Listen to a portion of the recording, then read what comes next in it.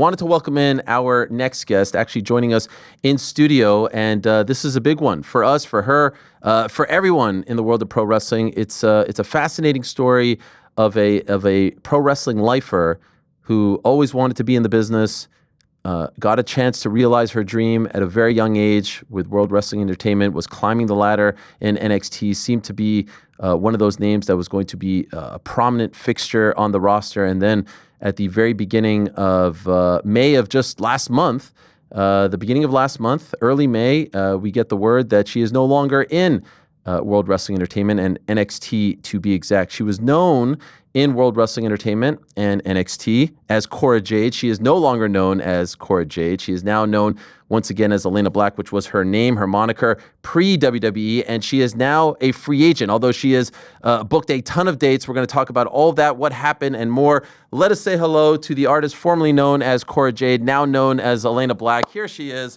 joining us in studio. Hello, it is nice to meet you. Welcome. Thank you so much. Thank you for coming in. You just came in today. I did, yeah. A bit of a crazy travel day, but was it bad? We're here.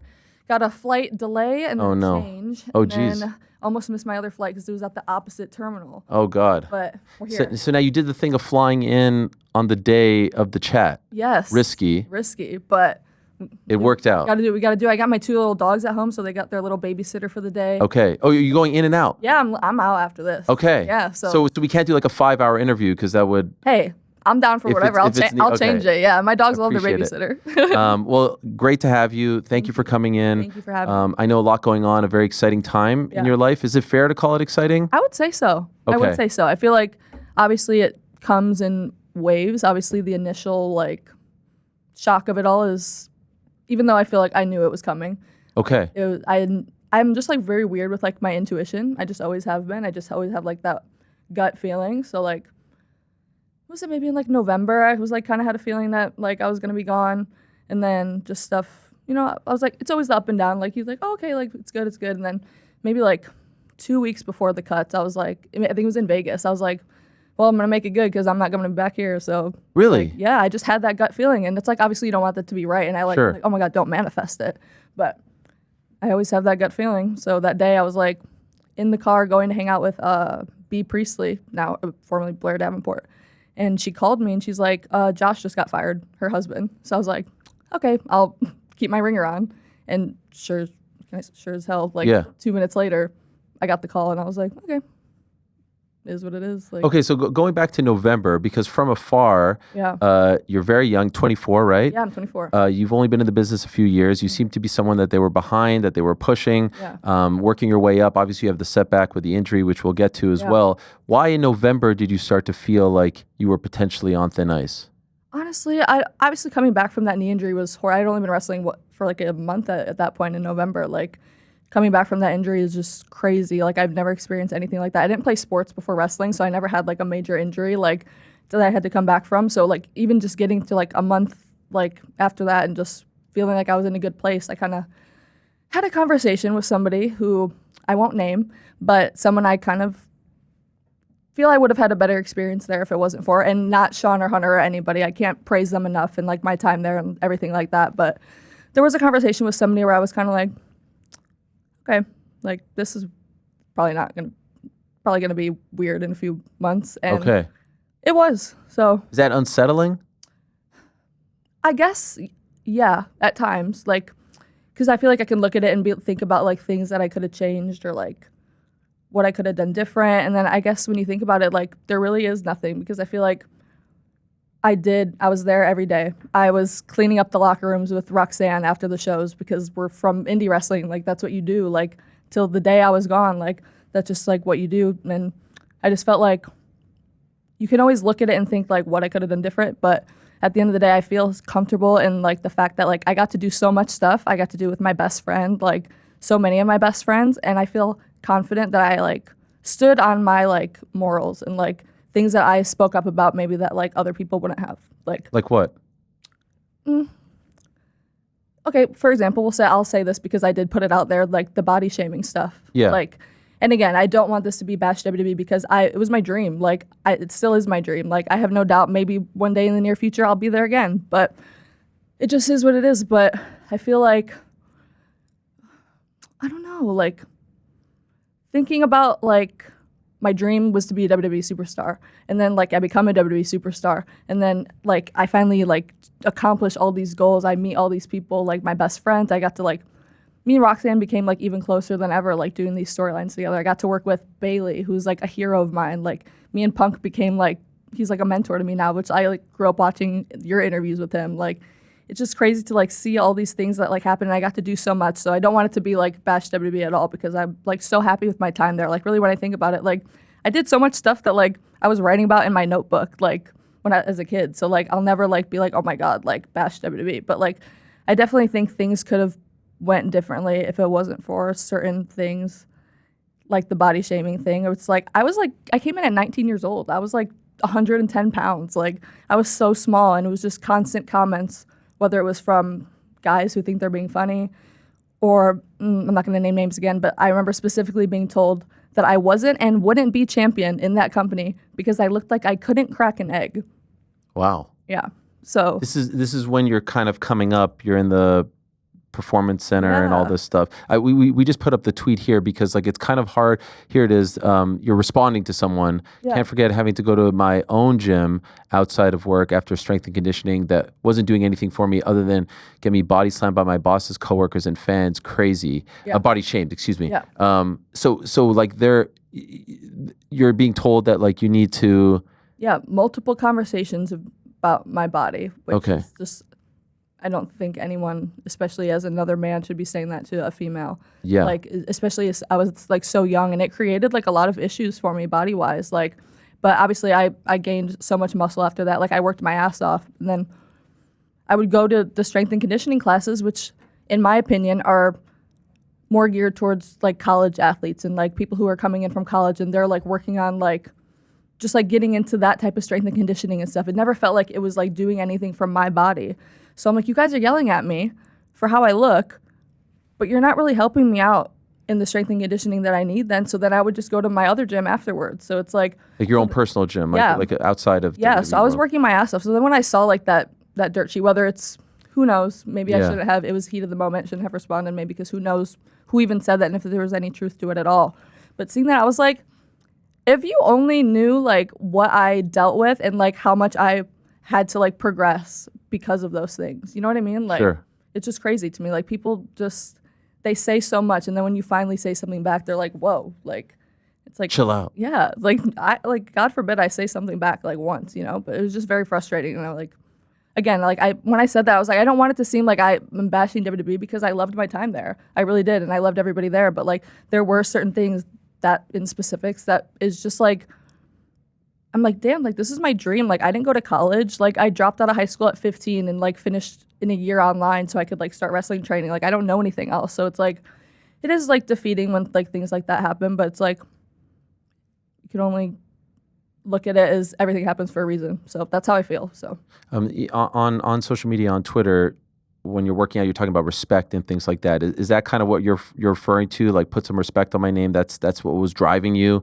to Honestly, show these people that they were wrong. Yeah, a lot of times, like most of my tweets are always in character. I feel like people like took me like too seriously. Okay, Like a okay. lot of the times where I'm like, I'm the best, like blah blah. It's like Well, sure. I know I'm not like Ricky Steamboat. I'm not Right. the greatest wrestler physically. But like the way people would speak to me, it's like, come on, like Yeah. it's just ridiculous. It's a funky thing with the social media and the fans, especially Yeah. with maybe some of the younger fans where they Yeah. take it.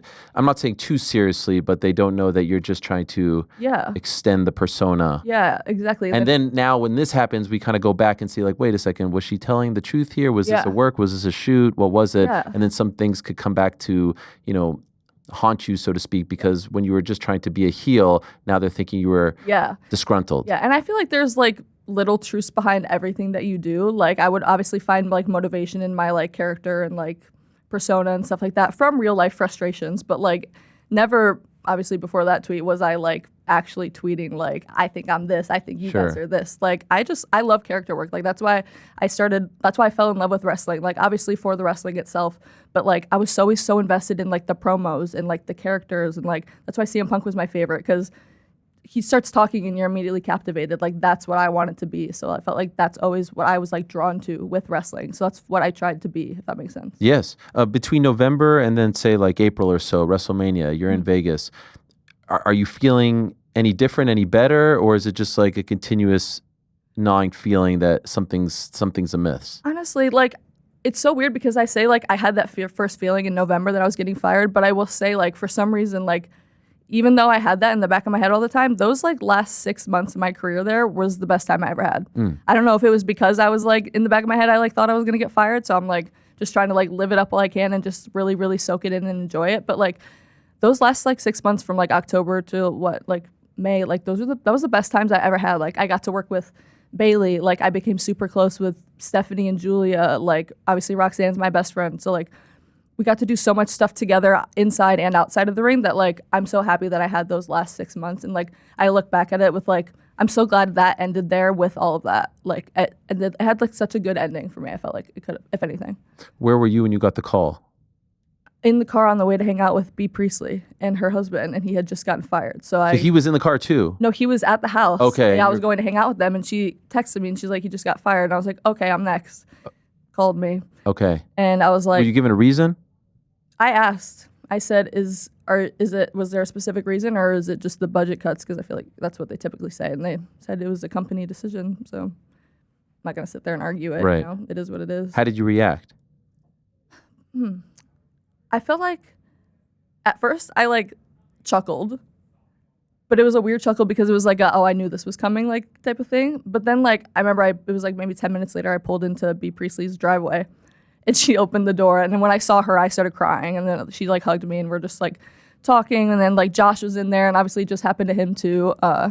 So you know, it was like a weird mix of emotions because it's like I knew it was coming, so to speak, but also like this was my dream, so it sucks that it's coming to an end. But I don't even want to say an end because I don't think it is. It's just a chapter that's over right now. And like, I'm really excited to go and like do all the things that I haven't been able to do in the past 4 years with the platform that I have now. Like I didn't have this platform when I was 19, like trying to make it. Like, so there's so much I want to do. And like, I do want to be full-time somewhere else again. Like I am a professional wrestler. Like at the end of the day, like people can say what they want about like releasing an OnlyFans or whatever, which is out today now. If you want to. Okay, congrats. Yeah. But I feel like everyone has something to say about like those types of things, but it's like now I can do what I want and still continue to wrestle wherever I want while also making whatever other income I want to make myself. So I feel like if anything, I'm more excited about the future, if anything, because I feel like I have so much freedom now. I can, even if there's things I don't want to do in wrestling, like other opportunities, I don't know what that would be. I would love to like act or do something like that one day. Like, so I feel like now is like a very good time. I'm 24. Like I have all this experience under my belt. I've been wrestling since I was 15.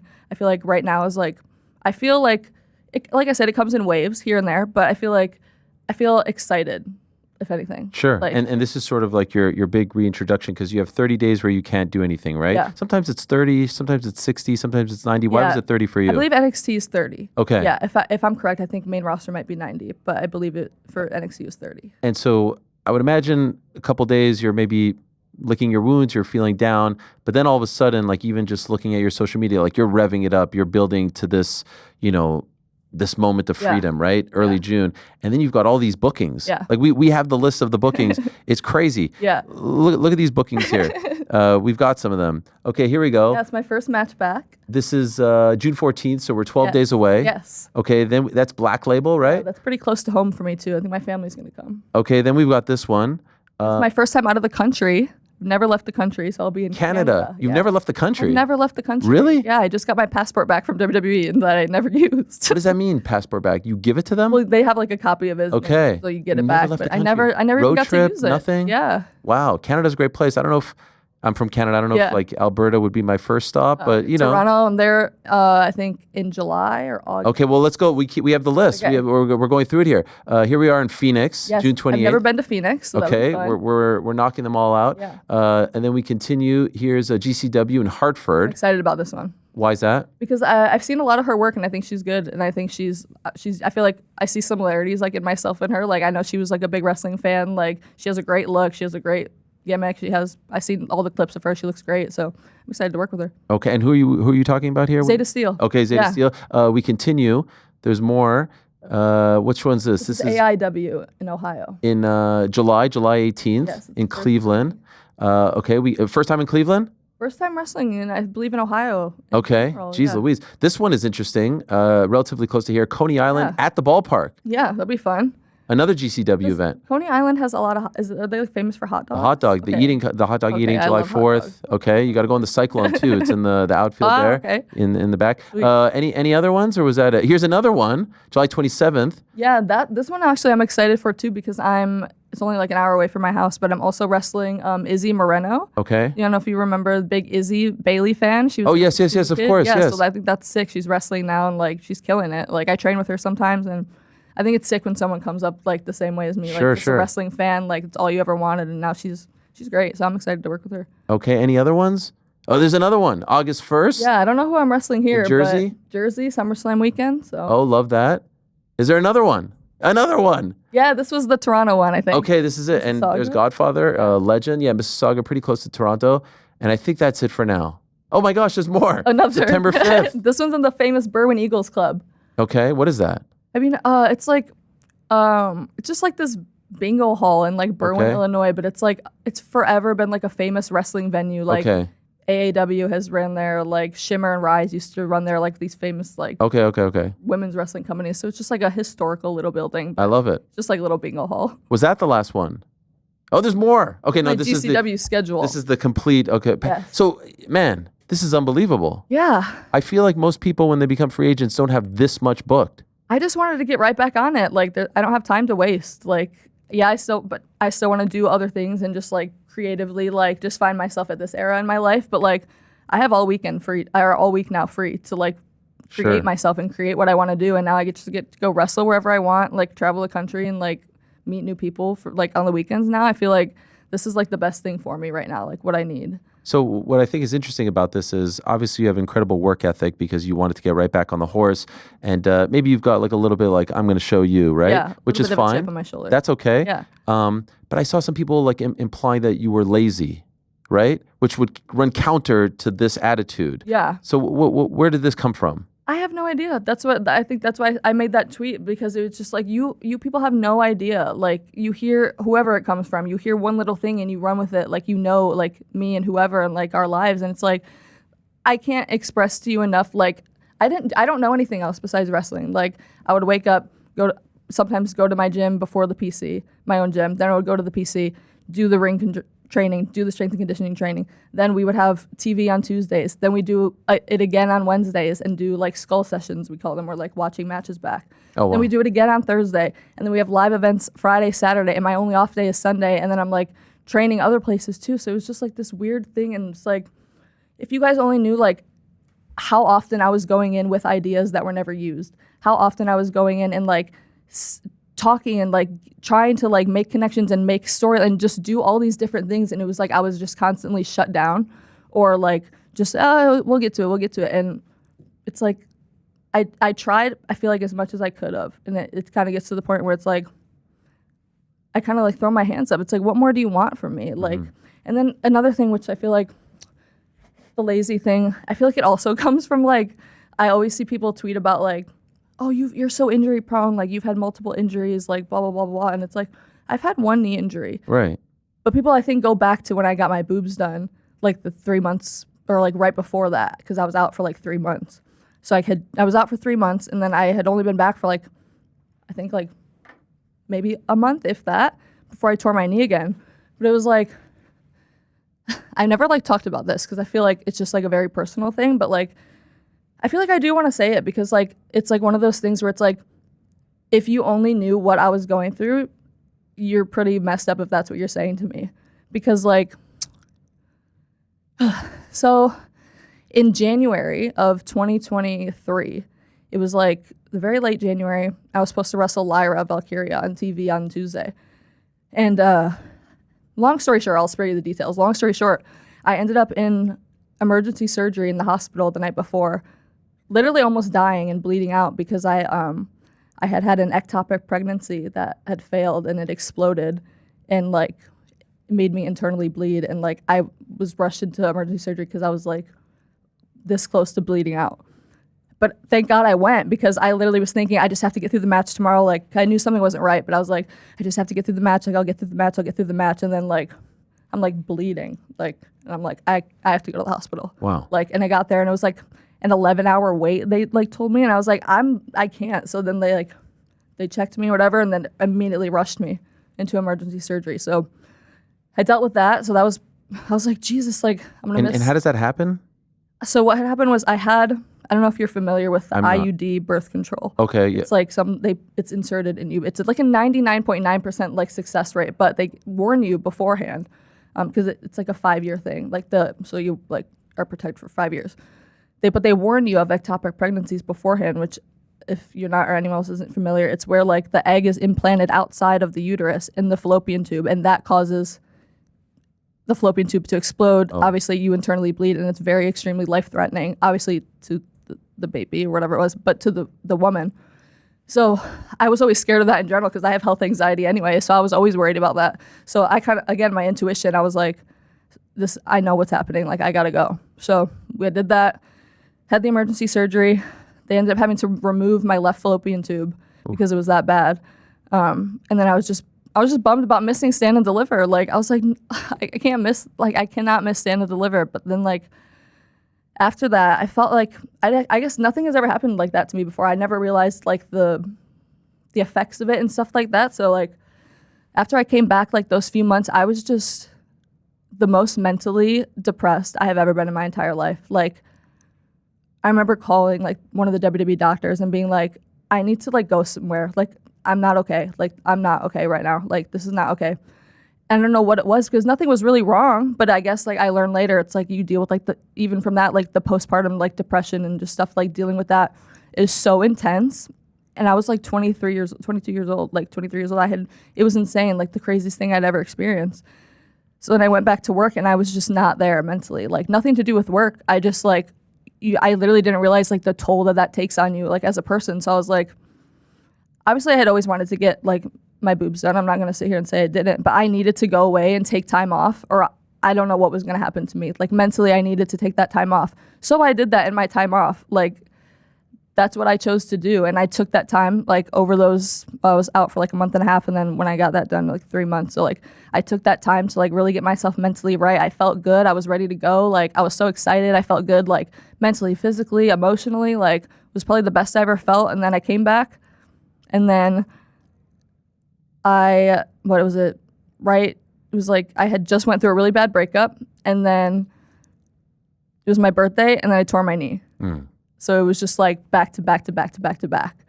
So I was like, I just came back. I was so excited, and then boom, boom, and then everything, like, goes horribly. And then my dog died, like, right before I came back from my knee injury. So then this time I was like, okay, like, I'm so excited. I'm ready to go. I'm ready to go. I'm ready to go. Like, this time is going to be my time. Like, this time. And 6 months later, here we are. ACL, MCL, And meniscus. Yeah. Golly. Medial and lateral meniscus. Surgery. So it was done for. You came back in 8 months. Oop. Whoa. Oh, sorry. You all right? Yeah, it was 9 months. 9 months. Yeah. Which is kind of crazy, because usually for an injury like that, it's closer to a year. Yeah. I really pushed it, though. Like, I did not want to be out. Like, I was just out. Like, and after all the stuff I had dealt with mentally, like, I was just so ready to, like, prove to myself, to them, to the fans who, like, want to say lazy or whatever and have no idea what I was going through. Like, I was so ready to prove myself. And then it's just like I got hit again. It's like, Jesus. Like, how did you handle that mentally? What, like, the injury, in addition to all these things you have just been through, now you know that it's a long, long road back. Yeah. In the early stages. It was rough, because also when I had just torn my knee, like, now I'm newly living by myself. I lived on the 3rd floor of an apartment complex with no elevator. Oh, gosh. And I have a dog that, it was before he passed away, but I needed, so I'm, like, by myself. I, like, can't do any of this. So my mom, she's like, nothing in my life would be possible without her. She's the one who, like, drove me to my wrestling training, like, when I was, like, 15 and couldn't drive, and stayed, like, all night. But, like, I was like, you need to come here. Like, I can't do this by myself, like, mentally or physically.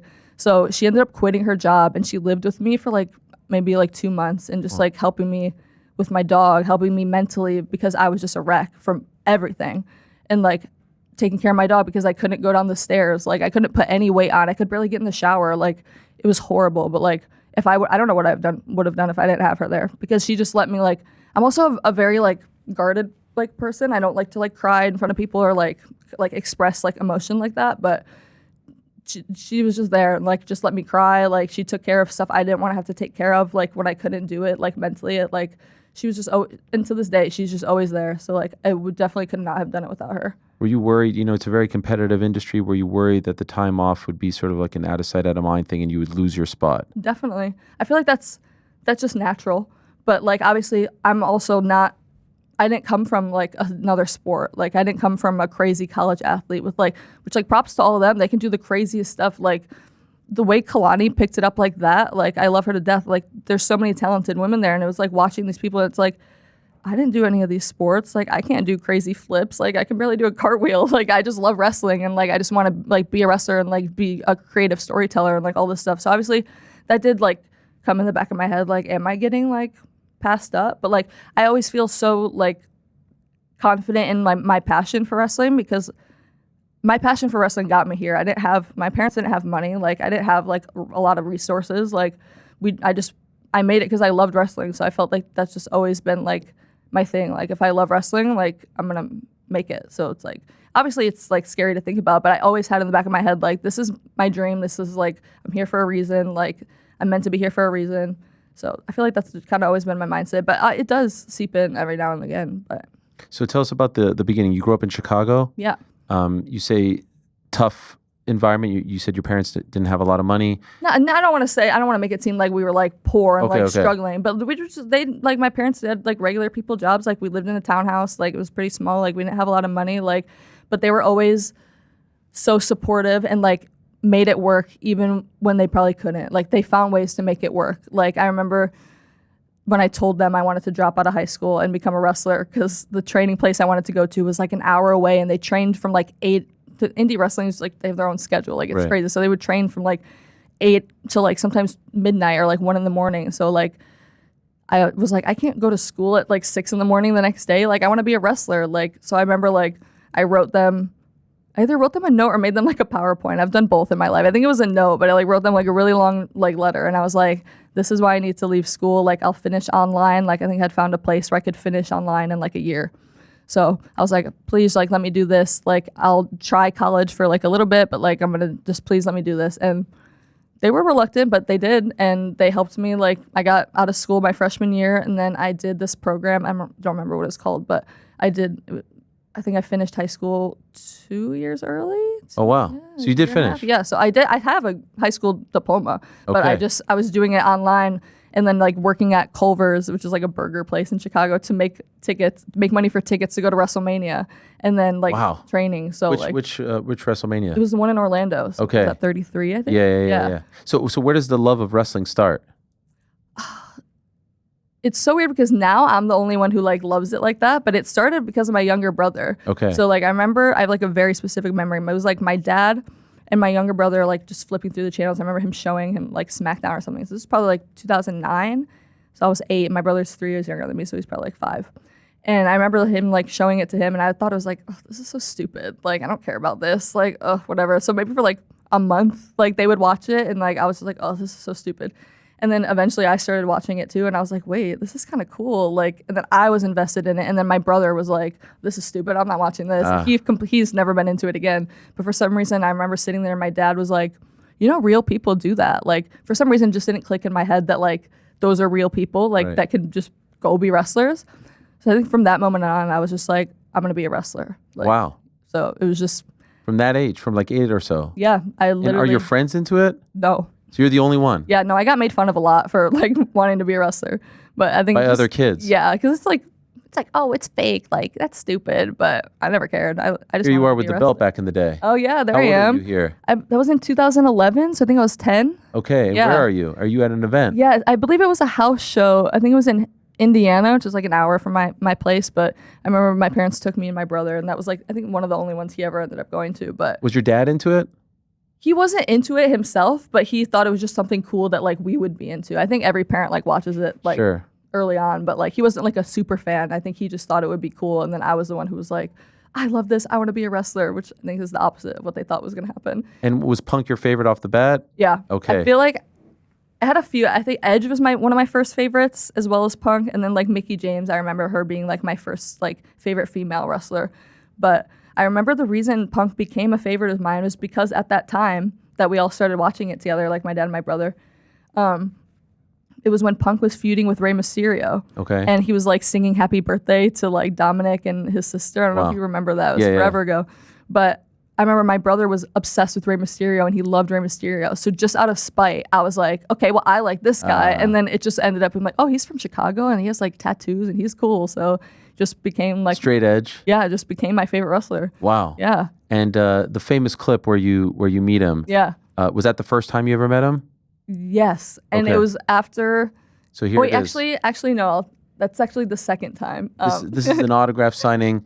It's part of a documentary series when he was going to fight in the UFC. Yeah, and it came out like a year and a half later, and I had forgotten about it. And I was like, oh my God, it's me. So that's you right there. Yeah, but this was the second time we had met. I had met him at like a random house show where I just like snapped a picture with him. But this was like after he had like left WWE, and I took that so personal for some reason. Like that was the worst day of my life. Like so I was like, oh my God, I'm never gonna see him again. And then he did the signing, and I was like, oh my God. That's your dad there. Yeah. And he's talking about how much Punk means to you. Yeah. What kind of a role model he is for you. Yeah. What did you say to him when you went up to him? I don't really remember. I remember I made him like a basket of gifts. I think I had a letter for AJ Lee in there, and like I saw on his website. I don't even know if it was like him that actually wrote it. That like his favorite candy was Starburst, so I gave him like a bag of Starburst. It's like a loser. And I put the bag down. And I was just like, I love you so much, and I started crying.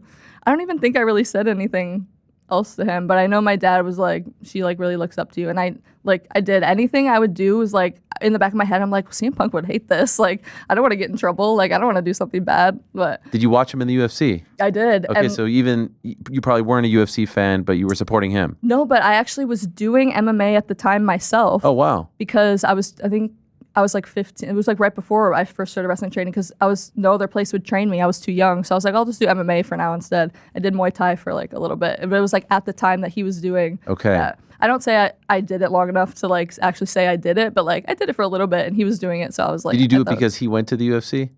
I don't remember. I feel like I just was going to do something like that in general, but him being in the UFC definitely pushed me to like want to do it even more. But I remember watching his fight and like, again, I took it so personal when he lost. Like I'm crying. Like why am I crying on the couch? Like, but I thought it was cool because I also did like an MMA or it was like a Muay Thai like bout and I lost too. So oh wow. Yeah. And then when an amateur bout? Yeah. As a teenager? Yeah. Golly. Yeah. And then like we talked about it maybe like a few months ago. I was like, hey, you know, I did an MMA fight too, like right after you, and we both lost. And he's like, hell yeah. It's like how did you lose? It was TKO, I think. Oh gosh. Yeah. Was that your one and only? Yeah, I was like, I'm not doing this. Done with that. Yeah, I don't like it. So when you're 15 and decide to do this, like why do you think, okay, right now I want to do this, as opposed to, all right, I'm going to finish school, and then you know 15 is super freaking young. Yeah. Why do you decide right then and there? I don't know. I just feel like school was never really like my thing. I just like I was always like pretty decent in school, but like it just never interested in me, and like I could never like I need to be invested and like passionate about something, like to be able to focus and like actually do well in it. And there was just nothing like school wise that I felt like I was like gonna feel fulfilled with. So like when I was like watching wrestling, I was like, this is all I want to do. And like obviously I would do research on like other wrestlers who made it, and like a lot of them started training like when they're 18, and like as soon as they like get out of school they do it. But I was like, I need to get a head start. Like I don't want to wait till I'm 18. I want to like be wrestling. I want to be in WWE by the time I'm 18. I think I got my tryout when I was 19, so it was like a year off. But I was like, I want to be there sooner than later. I don't want to waste my time going to school and getting a degree that I know I'm not going to use. Because in my head, I was like, if I have a backup plan, that means I'm ready to fail at this, which I don't plan to fail at it. So like, why would I go get a college degree? I don't need a backup plan. Like even now, I'm not like upset that I don't have a college degree, because I'm still gonna keep wrestling and just doing anything I can just to keep my brand up and just exploring different avenues too. What did your friends say when you left school to pursue a wrestling dream? I think they I had always told them that I was going to drop out. I remember my one friend specifically, her name was Taylor. She was like my best friend in like all through middle school. And all freshman year, I was like, I'm dropping out. Like, I don't want to do this. I don't want to do this. I don't want to do this. And she would always be like, Bree, no, you're not my real name. She's like, you're not doing that. And then I just never showed up at school again the next year. And I think I told her at like the month before, I was like, I'm not coming back to school. And she's like, you were serious? I was like, yeah, I'm serious. I don't want to do this. So even in the beginning stages, and what was the school called that you first went to? The wrestling school. Oh, the wrestling school. It was not there was no name for it. It was just like, I guess they ran out of a building, Galley Lucha Libre. It's like a smaller. Where do you even find this place? I had a crazy experience. Like the first time I found a wrestling school was like, I feel like my whole career has just been like crazy from beginning to end. Because the first time I ever wanted to wrestle, I did the Muay Thai thing and I was like, I don't want to do this then because no one would train me. But then I remember my uncle, he had a friend from like high school or something. And at this time, I didn't know anything about anything really. Like I never really watched indie wrestling. I knew of it, but I never like really watched it or like knew anything like how to get into the actual like schools. I just like knew I wanted to be a wrestler.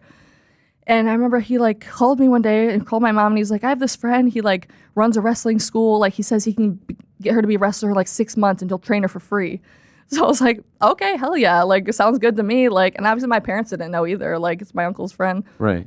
Long story short, I like go to this place. It wasn't even like an actual school. It was just like they don't exist anymore also. Like just they don't exist. But it was just like this guy in a ring and he's like, I'll teach you. I was like wearing jeans because I thought I was just gonna like learn like just like meet everybody and like I thought it was like gonna be like my first day. I don't know. Right. But like no one's there. It's just like a ring and like an empty building. And I think their school was like they would have training like once a month before the indie shows, but it was just like a random bunch of indie wrestlers that like didn't really know how to teach. And when they were teaching me how to bump for the first time, is when you learn how to fall like for the first time, the number one rule that you're supposed to be told and do when you're learning how to bump and fall is to tuck your chin, because if you're not, you're hitting the back of your head and that's a whole world of problems. But they didn't tell me that. So for like 3 hours I was slamming the back of my head on the mat. And I ended up having a brain bleed. Oh, geez. Because I got out of the ring and I was like, Mom, I don't feel good. Like, because she was with me. And then she's like, try to eat this trail mix. And like, I just remember the left side of my body like went numb. And I was like, she's like, yeah, you're going to the hospital. So I went to the hospital. This is day one. Day one. Oh my God. 15. Went to the hospital, had a brain bleed because I was slamming my head for 3 hours. And I have like a video of it, like, because my mom was like excited to like be recording me, but we didn't know later on we were gonna be like, oh my God, like because it's just my head like slamming on the mat.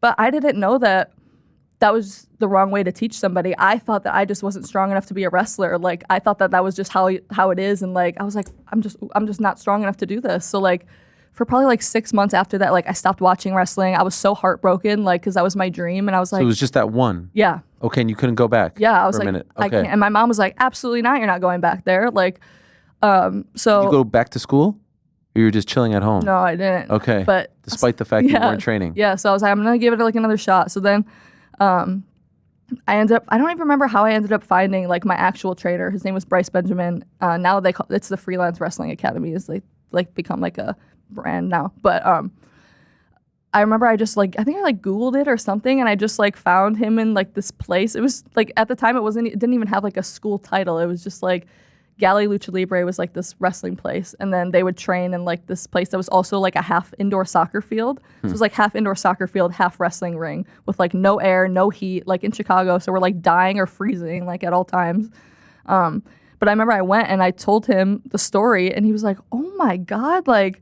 And he knew of the guy. I didn't know, but he was like, oh, yep, like that makes sense. Like that's who it was. But he obviously trained me the right way. And like, I was like terrified because I was like traumatized. Sure. So, you didn't think maybe this wasn't for you after that one horrific experience. I did. But then I was like, I think I like watched more like wrestling training stuff. And I started to realize that just wasn't right. And I was like, I don't want to just give up on my dream. Like, I'm 15. I'm not just going to give up. Like, so I was like, I think I just tried to hope for the best and hope that it was going to go better the second time. And it did, thankfully, because I had good trainers and like actual people who like knew what they were doing and taught me the right way and like made sure I was safe. So please, anybody, if you're going to train, go to somewhere that knows what they're doing, because it was a rough first start.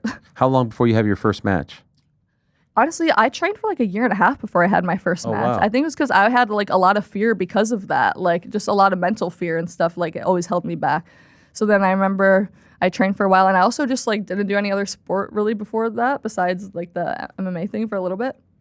So I was super unathletic. Like I didn't know what I was doing. I was like a deer in headlights. Like it was so bad. So like it took me a long time to like feel confident enough to like have a match. But then I remember my trainer, his name was Bryce Benjamin. He doesn't wrestle anymore, but he had like a spooky kind of little group at like our I think it was freelance too at the time that they had that group. It was like Bryce and then like 2 other trainees that were doing like this little spooky gimmick, and he was like, you can just come do that for your first match, like, so it'll be with him and like people I know. So it was like I turned heel in my first match. Gosh. It was me. You started as a face. You turned heel in the middle of the match. Yes, it was me and this guy named Juan, and we were baby faces, and then we had this match against my trainer and another trainee, and I ended up turning heel on that guy and then joining like my trainer in the group, and then we became like this spooky group. So I feel like that's kind of how like the origin of Elayna Black came anyways. Were you Elayna Black off the jump? Yeah. That was your name. And Yeah. where does that come from? The first Elayna is because I was a huge fan of Vampire Diaries when I like wanted to become a wrestler, and that was like the main character. So I did that, and then Black is because I was a huge Seth Rollins fan, and his indie name was Tyler Black. Oh, wow. So I stole that. Wow. Yeah. Have you ever told him that? No, I haven't. Wow. But he'll hear it now. You're a disciple of him. Yeah. Your YouTube channel is a thing that you had for a while, maybe Yeah. bringing it back now. Yeah. There's a match up there. I think it might be your 3rd match that we have. We'll show it to you here. Here you are. What is this? Oh yeah, this is my first ever singles match. First ever singles. Yeah, Wow. but I believe it was like my 3rd actual match, Okay. something like that. And it was against Kylie Ray, who like I trained with at the time. So So you're a little bit dark and disturbed here. yeah, a little bit. And this is Elayna Black. Are you nervous? Oh my God, yeah. To this day, I am. Like, Always. It's never changed. If anything, it's gotten worse. Like, Really? yeah, I don't know why. I'll never be able to just be like chill before. I don't think. Like, Wow. Yeah. So here, even though it's technically your first singles match, you're supremely nervous inside. Are you proud of it? Are you happy with it? Like looking back now. Now I watch it, I'm like, ooh. But like at the time, I remember being really proud of it because like it was my first singles match. Like I loved working with Kylie. I think she's great. Like we got along great, and so we had like good chemistry. Like it was a great person to have like that first singles match with, and like I remember feeling like accomplished, and I felt like it was really really good. And then like I watched it like now, and I'm like, Yeah. ooh. But at the time, then you're feeling like you're on your way, Yeah. like the dream is coming to fruition. Yeah, definitely. I'm curious as to why you still get nervous, and nervous is okay, but more nervous now than back then. Yeah, honestly, I feel like I don't know if it'll change now that I'm back on the indies and doing stuff like that, but I feel like maybe it did come from just like WWE is a lot of pressure, and like at times it's like it makes you like the adrenaline and the pressure like feeds you, but sometimes it's like, at least for me, it's like debilitating. Like I think a lot of like I feel like I started to say that stuff that didn't really bother me, like what people would say on the internet, and even if I felt like it didn't, and even reading it, I feel like subconsciously it's always in the back of your head whether like you actually believe what people are saying or not, or if you think it Yeah. affects you or not. If you're reading it, it's going to be in the back of your head subconsciously. So I feel like just once I like started doing more in WWE and getting more eyes on me and like more hate and like everything, like everyone's a critic. So I felt like I'm trying to please Sean and Matt Bloom and everyone in the back, and I'm also trying to like please these fans online who hate every single thing that I do. So it started to just When you like, say hate, do you mean like legit hate or like part of the storyline hate? I think legit hate. Really? Yeah, I feel like Why? I do get a lot of legit hate, and I don't know what it is. I don't know. Even Like, from the get-go, like from the beginning. I feel like in the beginning when I was like doing the babyface Cora Jade stuff, people were like really, really with me. But I feel like they do that a lot. Like they root for you, and then randomly it's just like the switch flips. Right. And it's like for no specific You reason. felt that. I feel like I did. Yeah. I don't know when it was or whatever, but like I think that's why I started to get so nervous. I feel like Right. now that I'm like kind of just, I feel like now I let it more roll off my shoulders than anything. But there was a period of time where I was just so nervous all the time because everything was just in my head at once, like the pressure of the fans out there, the pressure of the fans on the internet, the pressure of Sean, pressure of my peers who like, you know, like having great matches too. It just became like so much at once. So I felt like that's probably why I became more nervous, even though I had been doing it longer. I didn't have all that pressure like back like Sure, in these sure. matches, like with like me and Kylie. Like you don't have everyone telling you your shit. Like you're like having fun and Yeah. you're like, I'm doing my dream, like I'm having fun, like you have your own ideas. So like I felt like I always felt like invested in my ideas and stuff. So I just feel like it's a shift. Like I guess. Well, now I wonder if you're experiencing, so like when you're coming up, everyone's rooting you on. You get to NXT, you're the fresh face rooting you on. Then they try to tear you down. But now that you've had this big thing happen to you and you're kind of building yourself back up, I feel like you're getting a lot of support again. Yeah, I feel like everyone jumps on the bandwagon like when just at random times, which is fine. Like I love like my fans, like the ones who actually support me. Like when I just had like a 2-hour long meet and greet at WWE World, like, and so many like little girls were coming up to me in their shirts, and like that means so much to me because like that was me like only like 10 years ago. Yeah. Like that was just me so recently. So like that really does mean so much to me. So that's why I try to like remember not all of them are out to get you. Like there's so many fans, and that's what I try to focus on now. Like the people that actually want to support me, and like if you don't want to see if you didn't like me in WWE, you don't have to watch what I'm doing now. And like if you did and you want to continue to watch me now, thank you, and I appreciate it. And like I'm excited to like bring those people on the journey with me. But it's like the people who are like just like hating it now on every single thing I'm doing after. It's like you don't have to watch. Like if you're a WWE fan, go watch WWE. I'm not there anymore, so Right. you don't have to. You don't have to follow me. You don't have to comment on my stuff. You don't have to follow with my journey. You know, so I feel like now it's like the people who want to stick with me are gonna, and like the people who want to just watch WWE and don't want to know what I'm doing, like you don't have to. Like, but I like the support that I do see has been like very overwhelmingly good recently. Like especially from like people who are saying like, hey, I've watched you from like when you were trying to make it to WWE, and I'm still watching you now. Like that means so much because I'm like, there's some people who are like I've never met, and they've been following my journey since like the beginning, and they genuinely want to see me do well, and like that means so much to me. So I feel like if anything more now than ever, I focus on that because like it doesn't do you any good like reading the bad. Like even if I said You need to stop responding to the trolls. I know I do, but that's what And by the way, easier said than done. I look at it too. I know, but it's always like right there in your face. Thing. Yeah, but there's like the thing I was saying earlier where I kind of felt like just block them. Yeah, my block list is longer than you can imagine. The only thing is that I would say, because I read it too, we all are at fault here. The more you respond, I feel like the more it comes. Yeah. Because then it just gives other people the green light to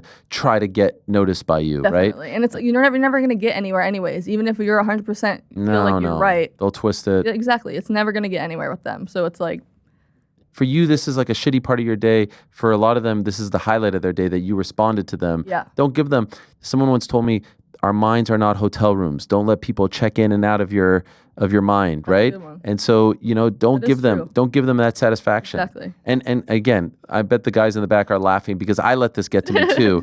So I'm being a bit of a hypocrite definitely here. Definitely easier said than done, but you are right. Yes. Like it's a weird world.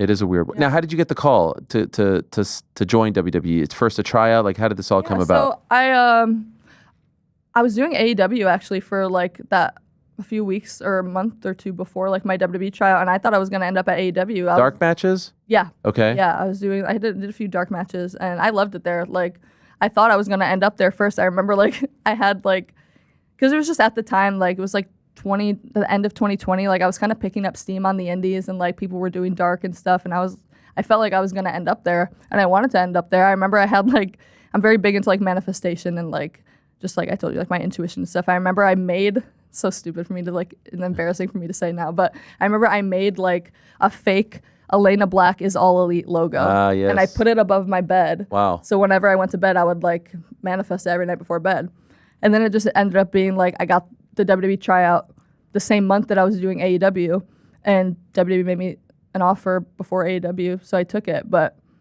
either way, I knew I wanted to be in a big wrestling company. Okay. Like, obviously, I've always been a lifelong WWE fan, so I wanted to be there as well. But I knew at that time I was manifesting something, and I knew I was going to end up somewhere. So, and you said at the beginning you want to be full time again. Yes, I feel like I'm born to be a wrestler. Like, sure. But like, there are some people who make a lot of money just being on the indie scene. Yeah. Do you want to be, not to beat around the bush, but like, would you like to go to AEW? I would definitely be open to going to AEW. I loved my time there. I have a lot of friends there. Like, I watch all the shows. Like, I love the fact that they have as much creative freedom as they do. I feel like I said, I'm so much for like storylines and like character and like stuff like that. So I feel like they are very like sure creatively free in that way. So it's definitely be something I would. Have you talked to them yet? My 30 days is just yesterday, so not yet. But you never know. Maybe by the end of the day. Yeah, maybe. What about TNA? I'm not closed off to that by any means. I just only feel my only hang up is I feel like I was just there, and like now they're like kind of doing like WWE and TNA. So I don't.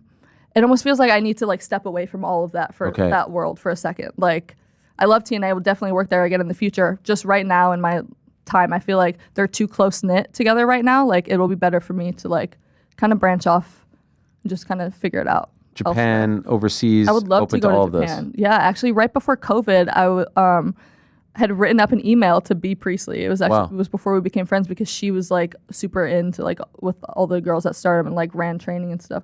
So I had drafted up an email to send her. Someone had given me her contact information to see if I could come do like a Stardom tour there.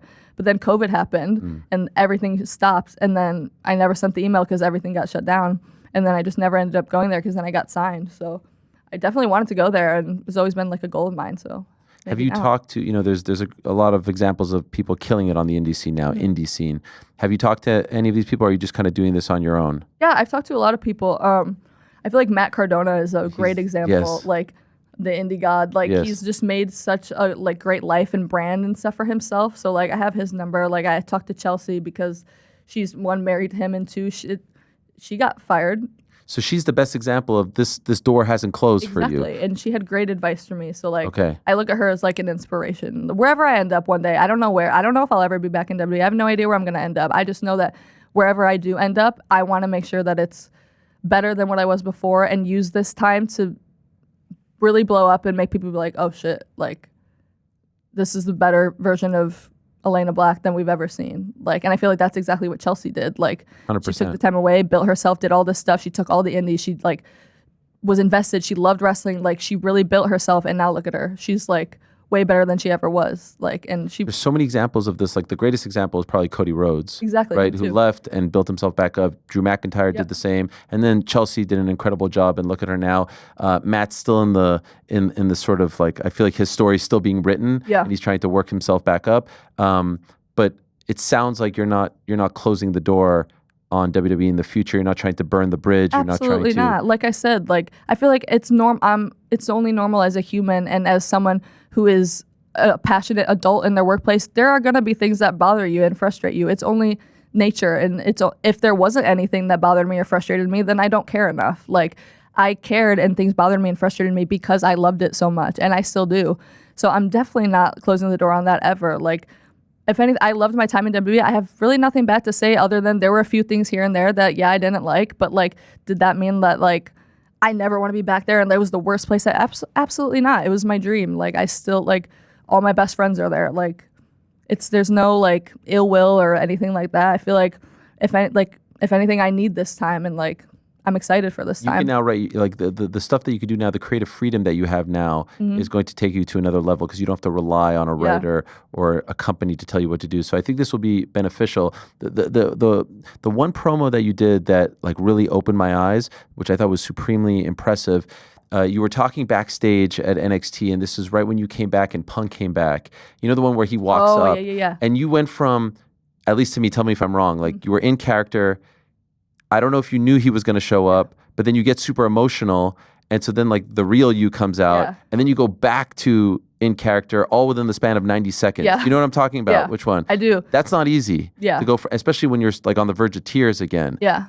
That was super impressive. And I think, at least for me, opened eyes. Yeah. I knew he was there. I didn't know what he was going to come up and say to me, but when he said, like, look at me, I was like, oh, like he's being serious. Yeah, like, this yeah. isn't just for this. And then, like, just hearing that from him, like, that he's proud of me because I grew up watching, like, your guy. I would wait for your guys' like, yearly interview. Yes. Like, every year I was like, yes, like, it's time for the interview. And it was, like, long, too. So I was, like, excited for them always. But, like, I don't know.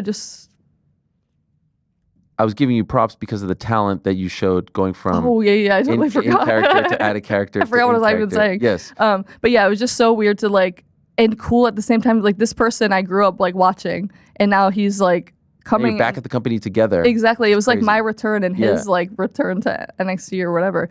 But just, I feel like it also is credit to him. Like I watched him like be able to a million ranges of emotion. He would go from. Sometimes you didn't know if he was being serious or if he was being like the character, but I feel like he did such a good blend of like meshing both of them that I feel like I just maybe like kind of picked it up from that. But just like hearing that from him and like having your idol tell you that like they're proud of you is like not everyone in the world gets that. Like I always say like he's my answer to like if people said like if you could have like dinner with anybody dead or alive, who would it be? It would be him. Like I would have given the answer, and now like me, him, and like Roxy and like Ace will all go out to eat, and it's like I am doing that. Like it's just so weird to have that person in your life that like literally shaped me who I am. Like I was the biggest fan of him. Like so, and like to have that person as a mentor and like be there for like all of my big moments, always give advice, always like just be there to like.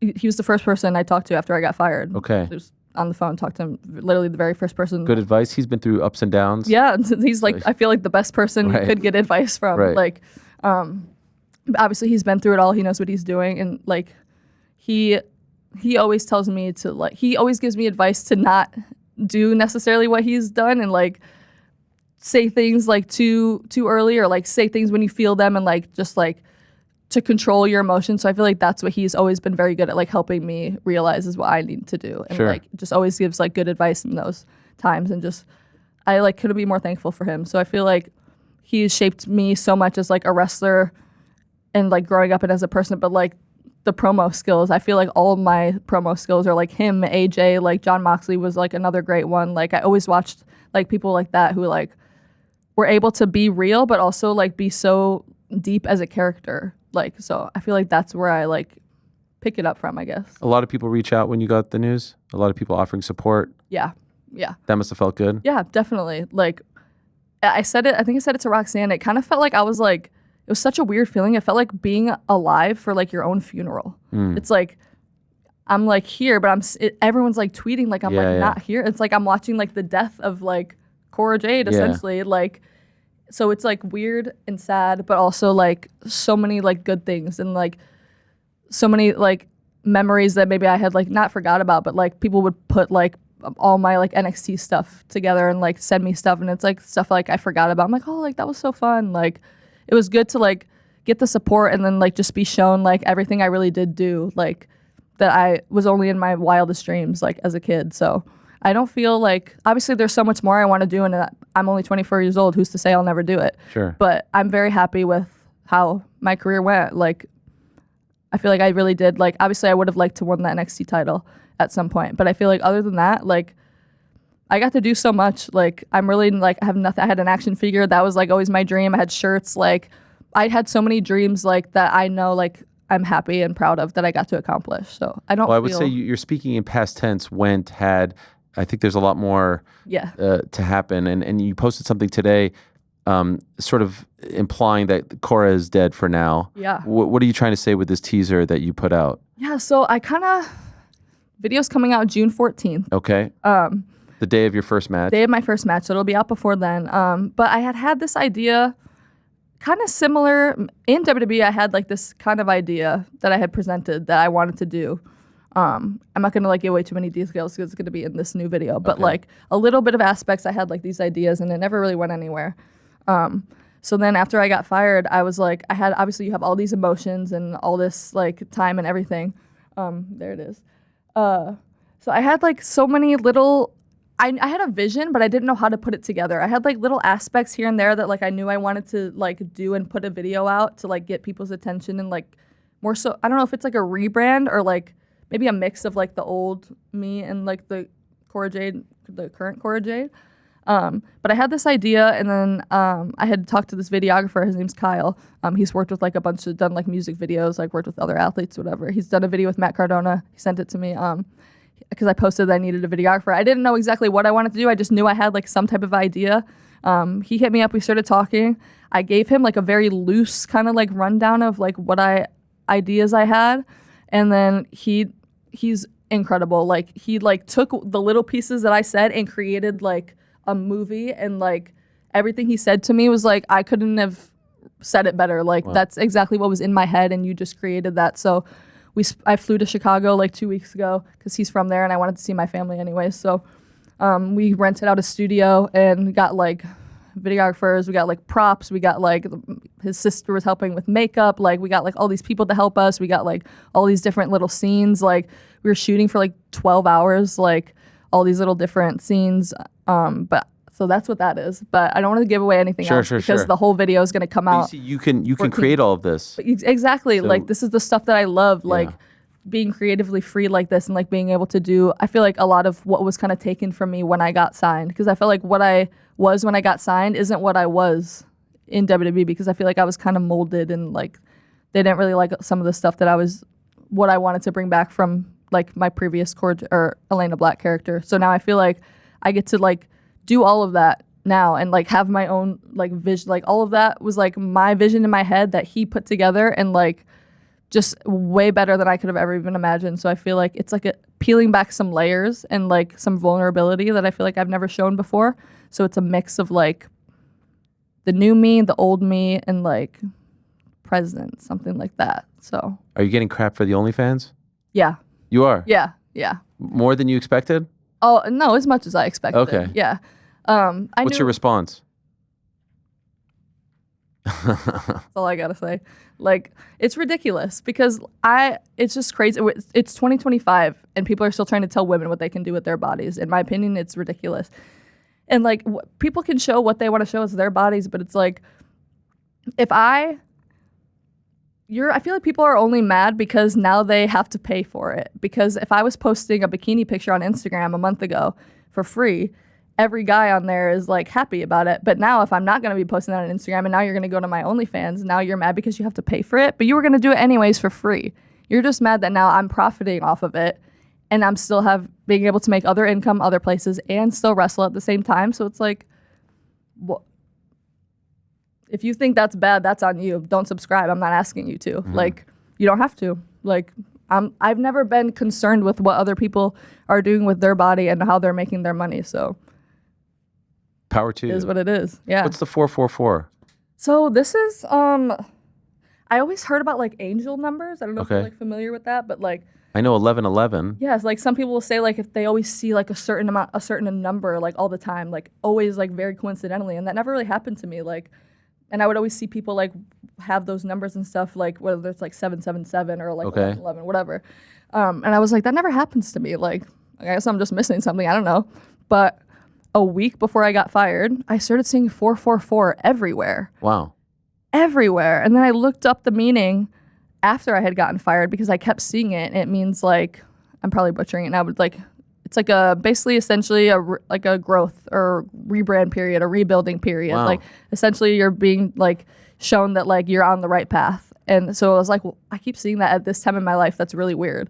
And for the past like 4 weeks, I keep seeing 444. And I feel like it's like a weird thing. So I got the necklace because I feel like it's like my lucky number now. A lot of signs. Yeah. A lot of signs. So what we've learned, Cora Jade, at least for now, dead. Yes, but dead and gone. She can't come back. She can't come back. She can maybe be resurrected one day. One day. Yeah. One day. Did you like the name? It grew on me. Did you come up with it? I did. Why? Because I wanted to do Elayna Black. They didn't let me keep that. I don't know what the reason was. But they had to give a list of like 10 or 5 to 10 names. I don't remember. I think this was my second option. I don't remember what my first one was. I know it was Jade something. But this was my second option because I'm a big fan of the movie Coraline. Are you familiar? No. It's like a creepy little like cartoony kind of like creepy little movie. But the girl's name in it is Coraline Jones. Okay. So I was like, Cora Jade is close enough to like Coraline Jones. Okay. And I didn't think that they were going to pick it, but they did. And so, they did? Okay. Yeah. And the whole like biker, not like skateboarder and stuff like that, was that your idea or theirs? A little mix of both. Okay. Like I remember talking with like his name's Katz. He's like super creative and like helps you come up with like any idea ever. But I don't remember how it came up, and then we were just thinking about something that like really wasn't being done like in NXT at the time, and I was like, well, I have this. Like me and my brother used to like ride skateboards like when we were kids, and then I was super into like pop punk music at the time too. So we're like, let's just do this like spunky like little skater girl. Like there was really nothing like that at the time, and like little grungier, but like Avril Lavigne-esque. Yes, you know Avril Lavigne? Yes, I'm a big fan. Yeah, I used to be obsessed with her clothing line. That's all I would ever wear when I was a kid. Really? Yeah. What was it called? I don't remember. I just remember that it was at Kohl's, and they always had like black skulls and stuff on them. I thought it was so cool, like wearing those all the time. And did you prefer being babyface or heel? I prefer wrestling as a babyface, but character-wise, I prefer being a heel. Got it. That makes sense. Makes sense. Yeah. Totally. And now you'll be heel? I don't know. Okay. I kind of want to try being babyface, but I feel like it might just depend where I'm at and who I'm like wrestling and stuff now. But I would like to dabble back into that. That was one of my ideas that I gave. Actually, I had a meeting 2 days before I got fired, and I gave that idea. So. Oh gosh. Yeah. So maybe now I'll be babyface. Yeah. Well, this has been great. Yeah. Thank you so much. Was there anything? I know this is like your sort of big, coming out as a new person, as a free agent. Anything we didn't touch on that you wanted to get out there? I don't think so. I feel like we touched on a lot. My video's coming out June 14th. The OnlyFans is out today. You're not lazy. I'm not lazy. I've gained a lot of pounds of muscle, so I don't want to hear it. Okay, all right. Yeah, I guess just see me. You're not going anywhere. You're going to be all over the States and Canada. Yep, and I have some other countries coming up too. Those aren't announced yet, so I'll keep those quiet. But I will be going to a few other countries. Yeah, I'm just excited to be on the go now. New I feel lease like on life. Yeah, I feel very like free. Like I don't wake up and feel like anxiety. Like I feel good. Yeah. That's most important. Yeah. Congratulations. Thank you for coming in. Appreciate it very much. Safe travels back home Thank tonight. you. Got to get back to my dog. Yes, and good luck with everything coming up. We look forward to watching. You mentioned one of those classic punk interviews. Wouldn't you know it? I had one waiting as we were going to say goodbye. So we'll take a quick break. We'll say goodbye to Elayna Black. Here's an old school punk interview, and we'll be back to wrap up the show. Don't go anywhere. Thanks for watching this video. Before you go, if you haven't already, hit that subscribe button for us. Also, give us a thumbs up, leave a nice comment. These things go a long way. And while you're here, do check out the rest of the channel. We've got live shows and full interviews, clips, and a whole lot more. We're doing big things here, and we appreciate your support very much.